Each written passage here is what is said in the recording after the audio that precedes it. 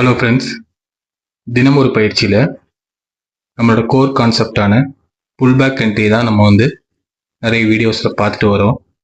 இந்த ஒரே ஒரு மெத்தடை ஸ்ட்ராங்காக நீங்கள் ப்ராக்டிஸ் பண்ணுங்கள், நீங்கள் ஜெயிச்சிடுவீங்க. காரணம் என்ன சொல்கிறேன்னா, பல விஷயங்களை கற்றுக்கிறத விட இந்த ஒரே ஒரு விஷயம் ஸ்ட்ராங்காக நமக்கு ஒர்க் ஆகுது. அது எந்த மாதிரி ஒர்க் ஆகுதுன்னு நான் டெய்லி வீடியோவில் போஸ்ட் பண்ணிட்டு வரேன். இன்னைக்கு வீடியோலையும் இது எங்கெல்லாம் நமக்கு சப்போர்ட்டடாக இருந்து நம்ம ட்ரேட்ஸ்க்கு வின்னிங் ரேட் தந்ததுன்னு பார்க்கலாம். இந்த நிஃப்டி ட்ரேடையும் என்னோட எக்ஸ்பேஜில் நான் பிஃபோராகவே போஸ்ட் பண்ணியிருந்தேன்.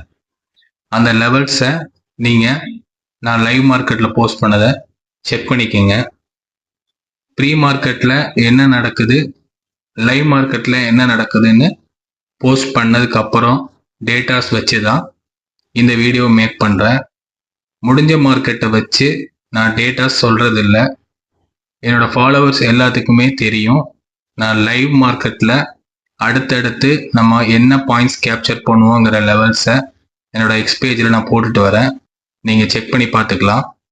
நான் போஸ்ட் பண்ணியிருந்தேன் அந்த ஆப்ஷன் பையிங்க எந்த மாதிரி பிளான் பண்ணி நம்ம ட்ரேட் பண்ணுவோன்னு பார்க்கலாம். ப்ரீவியஸான நமக்கு ஒரு சப்போர்ட் லெவல் இருக்குது. அந்த லெவல் பார்த்தீங்கன்னா ஸ்ட்ராங்கான ஒரு செல்லரு. அதோட ஹை அண்ட் லோவை மார்க் பண்ணிக்கிறேன்.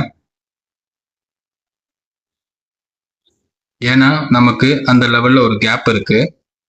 அதே மாதிரி ரெசிஸ்டன்ட்லேயும் ஸ்ட்ராங்காக ஒரு செல்லர் க்ளோஸ் வச்ச 3 பையரோட லெவலையும் நான் ரெசிஸ்டன்ட்ல ஹை அண்ட் லோவா மார்க் பண்ணிக்கிறேன். ப்ரைஸ் ப்ரீ ஓப்பனில் மார்க் பண்ண அந்த லெவலையும் இப்போ நான் மென்ஷன் பண்ணுறேன்.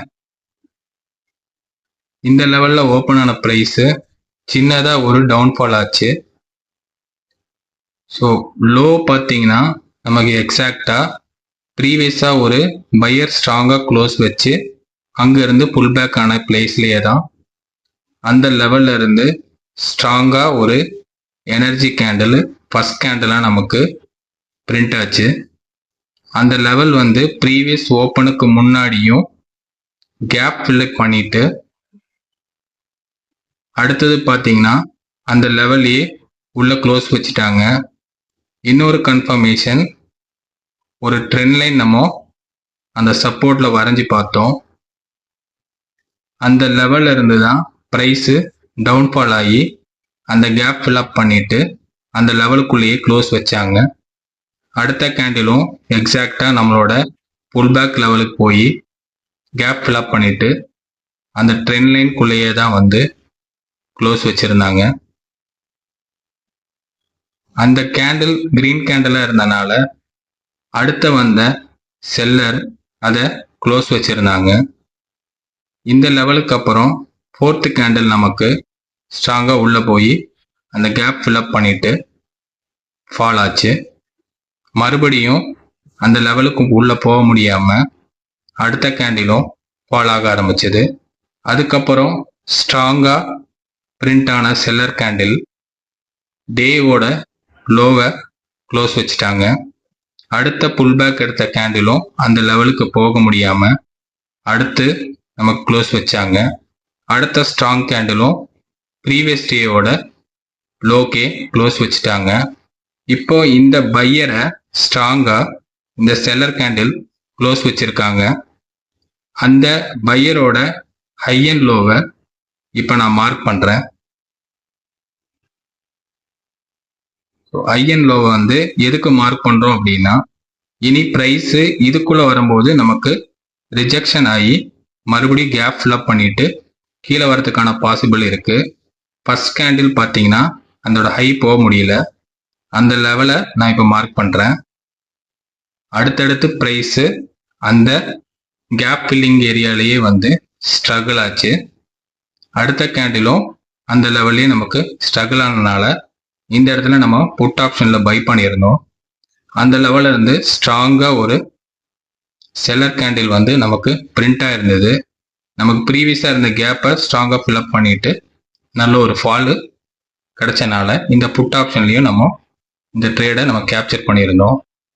இதுக்கப்புறம் அடுத்தடுத்த வந்த பையர் வந்து அந்த ஸ்ட்ராங் கேண்டலோட கேப்பை 50% ஃபில்அப் பண்ணிட்டு ஹை போக முடியாமல் அடுத்தடுத்து மார்க்கெட் சின்னதாகவே வந்து ஃபால் ஆகி ட்ரேட் ஆச்சு. புதுசாக லோ வைக்க முடியாமல் ப்ரைஸு அந்த செல்லரை ஸ்ட்ராங்காக வந்து க்ளோஸ் வச்சுருந்தாங்க. ஸ்ட்ராங் செல்லர் கேண்டிலோட லெவலை மார்க் பண்ணிக்கிறேன். எக்ஸாக்டாக வந்து ப்ரீவியஸாக நம்ம மார்க் பண்ண அந்த லெவல் வரைக்கும் போயிட்டு கேப் ஃபில்அப் பண்ணிவிட்டு எகெயின் வந்து மார்க்கெட்டு அதே லெவலில் தான் ட்ரேட் ஆச்சு. ஸோ இந்த இடத்துல நமக்கு எப்படி ட்ரேட் பிளேஸ் பண்ணி இந்த லெவலை நம்ம கேப்சர் பண்ணுறோன்னு பார்த்தீங்கன்னா, இந்த ஃபாலை வந்து நம்ம எப்படி கேப்சர் பண்ணோம் அப்படின்னா, ஒரு ட்ரெண்ட் லைன் இப்போ ட்ரா பண்ணுறேன். ப்ரீவியஸாக இருந்த ஹையர் ஹை பண்ணிட்டு வந்த மார்க்கெட்டில் அந்த லெவலை நான் ட்ரா பண்ணுறேன். ஸோ இது ஒரு கன்ஃபர்மேஷன். நமக்கு ஏற்கனவே நம்ம ஒரு ரெசிஸ்டன்ட் இருக்குது, அந்த லெவலில் தான் இப்போ நமக்கு ரிவர்சல் கேண்டிலோட இருந்தது. ஸோ இது ரைசிங் வெஜ்ஜு.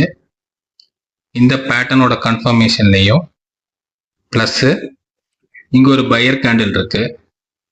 அந்த கேண்டிலை இப்போ நான் மார்க் பண்ணுறேன். அந்த பையர் கேண்டிலை வந்து ஸ்ட்ராங்காக ஒரு செல்லர் க்ளோஸ் வச்சுருக்காங்க. ப்ரைஸ் எக்ஸாக்டாக அந்த லெவலில் ஃபஸ்ட்டு ரிஜெக்ட் ஆகி ரெண்டாவதும் அதே இடத்துல இப்போ நமக்கு ட்ரேடுக்கான பாசிபிள் தந்து அடுத்தடுத்து ஹையர் போக முடியாமல் மார்க்கெட் வந்து நமக்கு இந்த பாயிண்ட்ஸு கேப்சர் பண்ணோம். மறுபடியும் நம்ம செல்லரை ஸ்ட்ராங்காக பையர் வந்து என்கல்ஃப் பண்ணி க்ளோஸ் வச்சுருந்தாங்க. அந்த கேப்பையும் ஃபில் பண்ணும்போது நம்ம ட்ரேட் எடுத்திருந்தோம். அதுக்கு ப்ரீவியஸாக ஒரு ஸ்ட்ராங் செல்லர் இருந்தாங்க. அந்த லெவல்லையும் ஒரு சின்ன புல் பேக் வரதுக்கான பாசிபிள் இருக்குது. ட்ரேட் எடுத்ததுக்கப்புறம் அந்த க்ளோஸுக்கு அப்புறம் நமக்கு எந்த லெவல் மார்க்கெட் போகுதுன்னு பார்த்துட்டு அந்த புல் பேக்குக்கு வேண்டி நம்ம பார்த்தோம். அந்த கேப்பையும் ஃபில்அப் பண்ணிவிட்டு அடுத்தடுத்து நமக்கு ஒரு ஹையர் ஹை வச்சாங்க. மறுபடியும் அந்த புல் பேக் வந்து எகெயின் அந்த லெவலில் இருந்து போனது நமக்கு அந்த அளவுக்கு போக முடியாதனால அந்த லெவல்லையே நம்ம ட்ரேடை க்ளோஸ் பண்ணிட்டோம். ஏன்னா அந்த இடத்துலையும் நமக்கு ஒரு ஸ்ட்ராங்கான செல்லர் வந்து பையரை க்ளோஸ் வச்சுருந்தாங்க. அதுக்கு மேலே போக முடியாத மார்க்கெட்டு இந்த புல் பேக் ரேஞ்சில் க்ளோஸ் பண்ணிவிட்டு அதோட ட்ரேடை முடிச்சிட்டோம். மார்க்கெட்டும் அந்த லெவலில் இருந்து கீழே வந்துட்டு ஃபினிஷ் பண்ணிட்டாங்க. புட் ஆப்ஷனில் அந்த ட்ரேடோட பாயிண்ட்ஸ் எப்படி கேப்சர் பண்ணான்னு இப்படி பார்க்கலாம். ஃபஸ்ட்டு கேண்டில் நல்ல ஒரு எனர்ஜி கேண்டிலாக வந்ததுக்கப்புறம் நமக்கு அடுத்த கேண்டில் வந்து அந்த லெவலில் புல்பேக் லெவலோட ஹையை வந்து தொட்டனால இந்த லெவலில் நம்ம ட்ரேட் பிளேஸ் பண்ணிட்டோம் கன்ஃபர்மேஷனாக. அப்படி நமக்கு இந்த லெவல்லையும் கன்ஃபர்மேஷன் இல்லைன்னா அது க்ளோஸ் வைக்கிற வரைக்கும் நம்ம கன்ஃபார்ம் எப்படி பண்ணுறதுன்னு நம்மளோட தேர்டு கேண்டில் வந்து செகண்ட் கேண்டிலை க்ளோஸ் வச்சாங்க. ஃபோர்த்து கேண்டில் வந்து அந்த கேப்பை ஃபில்அப் பண்ணியிருந்தாங்க. புட் ஆப்ஷனில் பார்த்தீங்கன்னா ஃபோர்த்து கேண்டில் நமக்கு ஸ்ட்ராங்கான ஒரு பையர் கேண்டிலாக வந்து சப்போர்ட் எடுத்துட்டு மேலே க்ளோஸ் வச்சு அடுத்த ஒரு புல் பேக் எடுத்த மார்க்கெட்டு ப்ரைஸ் நல்லா ஃபஸ்ட் கேண்டிலோட ஓப்பன் ப்ரைஸுக்கே வந்து ட்ரேட் ஆகிருந்தது. அடுத்த ஒரு சின்ன ஒரு புல் பேக் தான் வந்தது, ஒரு செல்லர் கேண்டில் ஸ்ட்ராங்காக இல்லாதனால அந்த ஓப்பன் ப்ரைஸையும் ஸ்ட்ராங்காக க்ளோஸ் பண்ணி அடுத்தடுத்து மேலே போய் க்ளோஸ் வச்சாங்க. ஸோ இந்த லெவலில் நமக்கு 90 பாயிண்ட்ஸ் கேப்சர் பண்ணியிருந்தோம். புல் பேக் என்ட்ரி வச்சு நம்ம எடுத்த ட்ரேட்ஸை நான் சொல்லிட்டேன். லைவ் மார்க்கெட்லேயும் நான் சார்ட்டை அப்பப்போ போஸ்ட் பண்ணிகிட்டே தான் இருக்கேன். புல் பேக்கோட லெவல் எல்லா இடத்துலையும் நமக்கு சார்ட்டில் ரெப்ரசன்ட் ஆகுது. நல்லா ப்ராக்டிஸ் பண்ணுங்கள். இந்த ஒரு மெத்தட் வச்சு நீங்கள் ப்ராஃபிட்டபிள் ட்ரேடராக மாற முடியும். வேறு எந்த கான்செப்டையும் கொண்டு வந்து கன்ஃபியூஸ் பண்ணாதீங்க. அதிகமாக லைவ் சார்ட்டில் ப்ராக்டிஸ் பண்ணுங்கள். தேங்க்யூ.